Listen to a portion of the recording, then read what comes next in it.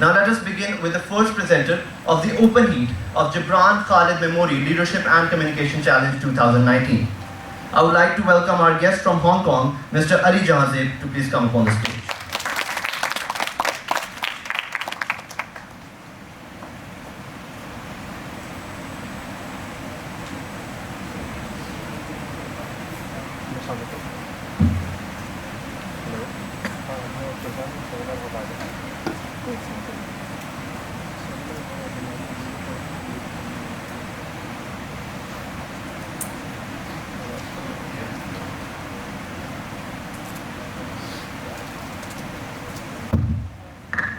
Hello. Okay, looks like everybody can hear me. Assalamu alaikum and welcome to my presentation today. Okay. Yeah, thank you.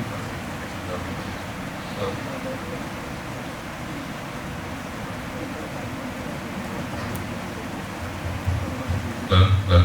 Okay, this is better. Now I can move around. Okay, perfect. So, today I'm going to be taking everybody into the future, or rather giving you a glimpse of what the future may look like. And it's a project that I've worked on during my master's. So let's get right into it, okay? The title is Traveling into the Future with the Hyperloop. Okay. So, did you see that? Something just passed through that tube. It was really fast. Okay, we'll just get into it. So, let me give you a bit of a background. Earlier this year, I was in Pakistan. I was attending a friend's wedding. And as you can see, I was going from Karachi to Lahore. Roughly the distance is about 1,250 kilometers. It's kind of like a straight line distance. And you know, I was traveling with family, with friends, and obviously we wanted to kind of cheap out, so we took the train. And that was a first time experience of traveling in a train in Pakistan. And needless to say, it was an experience. You know, you have like people selling eggs and this and that, and it's, you know, chaotic. And typically, the time that it took to get from Karachi to Lahore is about 18 hours on the, you know, general, like, express railway. I think, you know, Pakistan Express Railway. I'm probably, you know, messing things up here. But it was an 18 hours ride. You know, it was hard, it was hot, it was, you know, lots of, you know, people here and there, kids. It was a tough ride, but an experience. Now, had we opted for a better, you know, means of transport, it would have been the plane, which would have taken us about 2 hours, which is actually not bad. You know, 2 hours, you cut the time by 9 times, right? And it's pretty fast, it's efficient, it's good. But again, you know, it's kind of costly. Can we get there faster? Theoretically, you could. There's something known as the Hyperloop, a new form of transport, and it could get you in 1 hour from Karachi to Lahore. Now, that would be amazing, but there are lots of things that are stopping it from happening. And we'll go into the whole technology and, you know, what makes it so great in a bit. So let's get into it. If you search Hyperloop right now on Google, these are some of the images you might come up against. And it looks all too complicated. Like, there's a bunch of turbines, there's like, you know, all these angular shapes, and it just makes it seem like, you know, it's way, you know, out of like science movies or something. Or, you know, the Jetsons, you know, traveling through a tube in vacuum, boom, off you go to another place. If, you know, anybody has seen Cartoon Network, you probably will be familiar with this. It's a really old cartoon. Now, this is something that, you know, was a thing in the past that people thought future would be like. And to be honest, we're getting really, really close, right? So, some more images, you know, making it look a lot more complicated. These are some of the tests that were carried out like about 2 years back. And this all is the brainchild of Elon Musk. Now, I'm sure some of the people here as engineers would have heard of Elon Musk. And a lot of us might want to strive to be the next Elon Musk. Or actually, rather keep our own name. I want to be the next Ali Jahanzaib. If people want, you know, people should know me by my name, right? Anyways, he is pretty much the Iron Man of our times. You know, he has a lot of money, he's doing crazy experiments all the time. And, you know, he is the one who came up with this idea. Now, when was this idea revealed, right?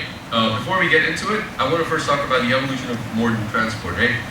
You have walking, you have cycling, you have cars, Trains, now the image doesn't match the speed, by the way. It's supposed to be like a high-speed train, but that was the best I could find. And planes at cruising speeds.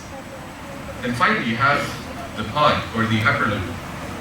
So, the speeds that you can get up to is like 1,020 kilometers per hour. It's really, really fast.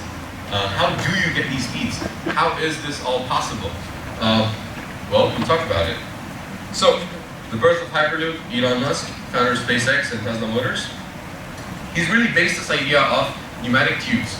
So these were actually used back in the day to transmit little packages. So in 1850s, you're already using this in postal offices. You're sending, little tiny packages across different floors or different apartments.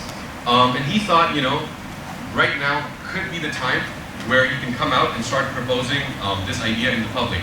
Why so? It's because the technology has advanced to a stage where you can sort of realize this. Obviously, back in the days, you can only do it for smaller packages, but now you can fit humans through tubes. Not bad. And he released a white paper in 2012. And so he doesn't actually own the idea of Hyperloop, he doesn't own the word. It's just a concept that he's come out, he's presented it, he's done a feasibility study, and he thinks it's possible. And it's out to anyone to go out and actually build it. So it's, it's not something that he owns. And he really wants this to go forward. So how does it work, right? Let's start dividing the Hyperloop and understanding it better. There are 3 parts to it: aerodynamics, levitation, and propulsion. Okay? So obviously here, I guess, there's probably some mechanical engineering students, and you're all like geeking out, like aerodynamics, damn, levitation, propulsion, it's all exciting. Trust me, I'm just gonna try and make sure that people who aren't from an engineering background also sort of get what I mean, So it's gonna be easy to understand, hopefully. First off, aerodynamics 101. What is really, aerodynamics? Like, it's a study of, flow of air over objects. And, it could be objects flying in, on Earth here, or it could be like them crossing through the atmosphere. It's just a lot of things, and it's not just air; it's also in fluids. Like basically any type of fluid. So, in this case, like we actually have a problem in terms of speed for the Hyperloop. How can it go so fast? Is because we are solving a problem for drag. We're trying to reduce drag as much as possible so that we can travel way, way faster. Why do rockets fly so fast in space? It's because there's pretty much no atmosphere. There's not much, things opposing its motion. No particles there. So how do you actually feel drag? I'm sure you probably tried this at some point in life. When you're a kid, you put your head out the window, you feel all that air. It's really good. But this dog is pretty much feeling drag. He's getting to experience that force that's pushing his head backwards. So let's get a bit more sciencey. Okay? Let's put some numbers to it. So this is the drag equation that a lot of us might have learned at some point in our lives doing mechanical engineering. And you have, the drag force D, you have the coefficient of drag, you have a bunch of other parameters. The important thing to note for us, for the Hyperloop, is we want to control a couple of parameters here. The first is the air density. We want to reduce it. Now what do we mean by this? We basically want there to be as little air as possible in the tube. So the tube you see up there, that's basically the track in which the pod will go. We'll get to it. So we want to reduce the air density. We want to reduce the amount of air particles inside the tube. Second is the coefficient of drag. We want to try and reduce this coefficient of drag, and there's multiple ways you can do it. You can make the pod really streamlined, sleek looking. Just make sure that it has a good body to travel through the tube. And last but not least is the surface area. It affects basically your equation here. So the larger surface area you have, the larger drag you have. They're directly related. So these are the 3 primary things that we look at to reduce, to get our pods to travel faster, or any other vehicle for that matter. Now, how do we achieve it in the Hyperloop? We're actually going to suck out the air using a vacuum pump. You're not making a complete vacuum, by the way. We're just sucking out as much air as possible. Then, this actually in turn reduces the air pressure, which reduces the number of particles inside the tube, which in turn, decreases the air density, and finally, the pod faces less drag. and the pod is able to move faster. Now the numbers there, just for the engineers who probably want to know about like the pressures, 100 pascals is equivalent to about 45,000 meters for the planes flying. So it's almost as if the pod is flying high up in the sky, facing really low drive. Moving on from aerodynamics, we want to look at the levitation. So the pod is not actually moving or touching the tube. It's floating. It's literally Wingardium Leviosa, Harry Potter. It's just floating. How do we achieve this magic, right? There's a couple of methods.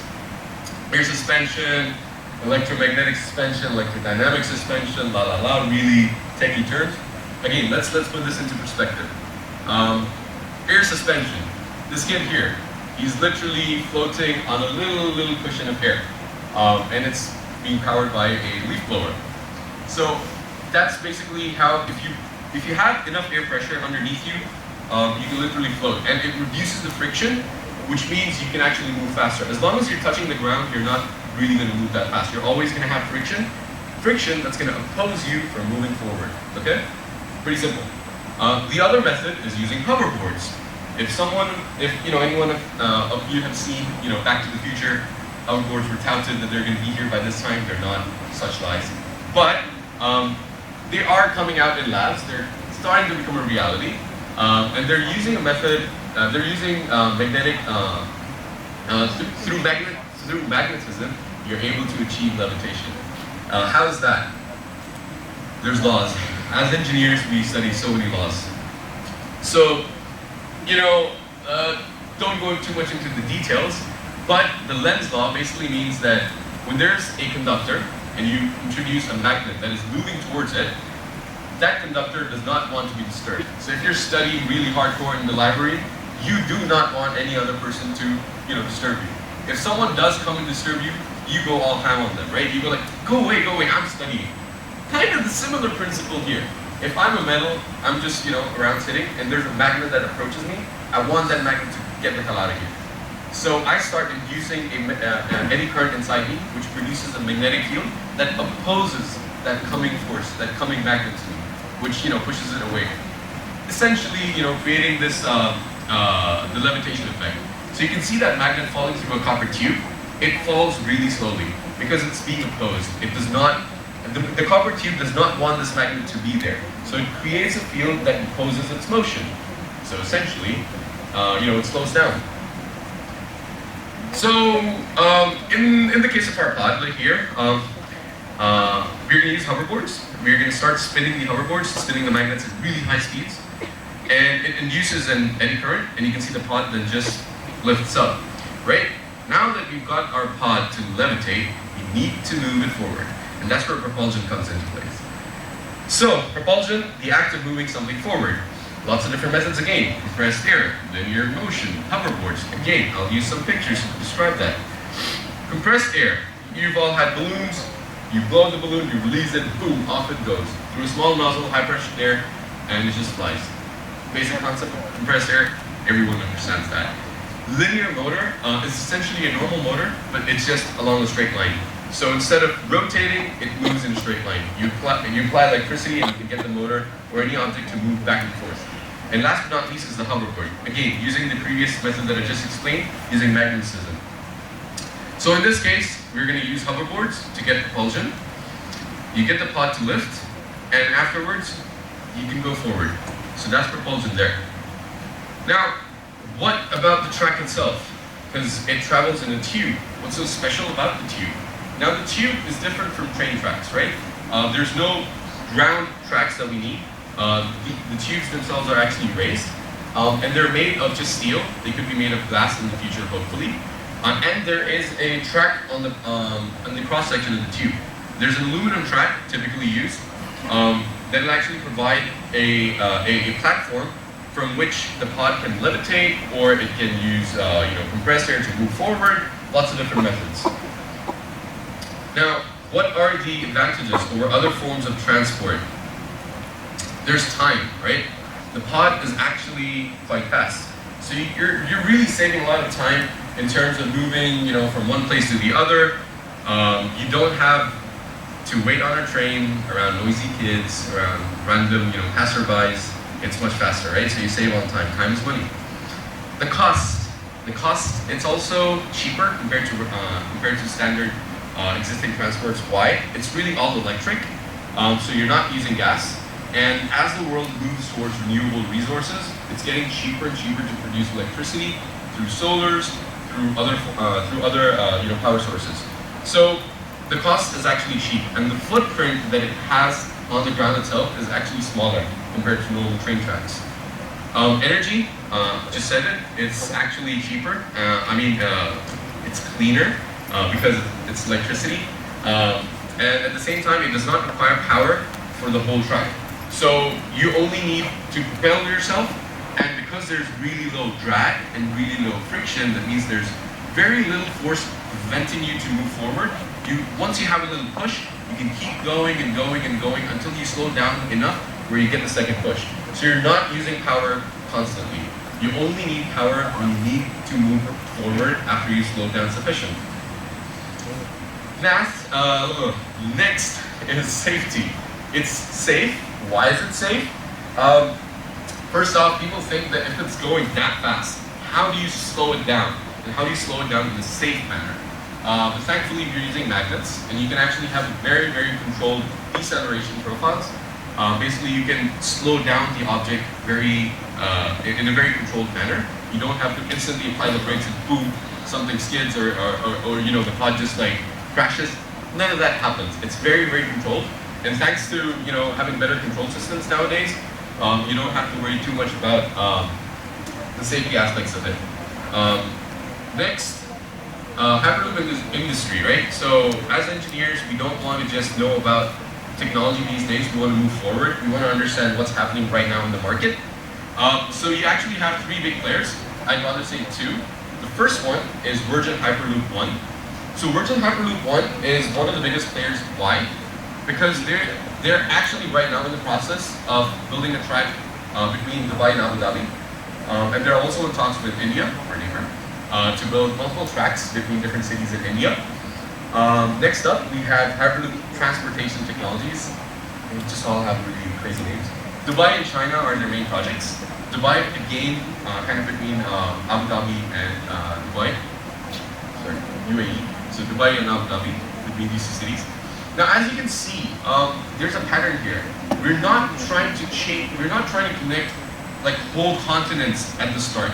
We're just trying to connect cities, which are kind of within an hour away by plane, perhaps, and you're shortening that time to just maybe 12 minutes. So that's the time that it's going to require from, if you have a Hyperloop setup between Dubai and Abu Dhabi, just 12 minutes.